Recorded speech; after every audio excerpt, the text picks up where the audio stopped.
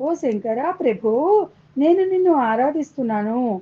దానికి ఫలితంగా నాకు శాశ్వతమైన ఆనందాన్ని ప్రసాదించు. సామాన్యంగా నీ పూజకి ఫలితంగా నువ్వు బ్రహ్మత్వాన్ని విష్ణుత్వాన్ని ప్రసాదిస్తూ ఉంటావు కదా. అటువంటి పదవులను నాకు ఇచ్చావే అనుకో. నేను మళ్ళీ నిన్ను చూడడం కోసం మాంసనై ఆకాశంలోకి వెళ్ళి వరాహాన్నై భూలోకంలోను వెతికి వెతికి ప్రయాసపడాలి. భూ భూస్వర్గ లోకాల్లో తిరగలేను.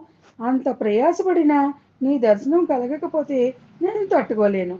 నిన్ను చూడనిదే ఉండలేను. అందుకే నాకు దయతో శాశ్వతమైన ఆనందాన్ని అనుగ్రహించు తండ్రి. క్షీణే క్షీణే పుణ్యే మధ్యలోకం విసంతి అంటుంది శాస్త్రం. చేసిన పుణ్యం ఉన్నంత వరకే స్వర్గలోకంలోనైనా ఉండేది ఉండేది. ఆ తర్వాత మళ్ళీ మానవలోకానికి తిరిగి రావాల్సిందే కదా. అందుకే భగవంతుణ్ణి ఆరాధించి శాశ్వతమైన పదవులను కోరుకోకూడదు. ఇవ్వగలిగిన వారి శక్తిని అనుసరించి అడగాలి.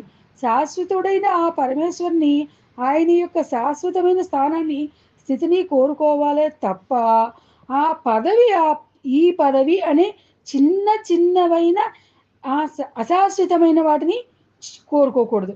భగవంతునిది భగవంతునిది చూడనిది ఉండలేని స్థితిని భక్తుడు, సాధకుడు సంపాదించుకోవాలి.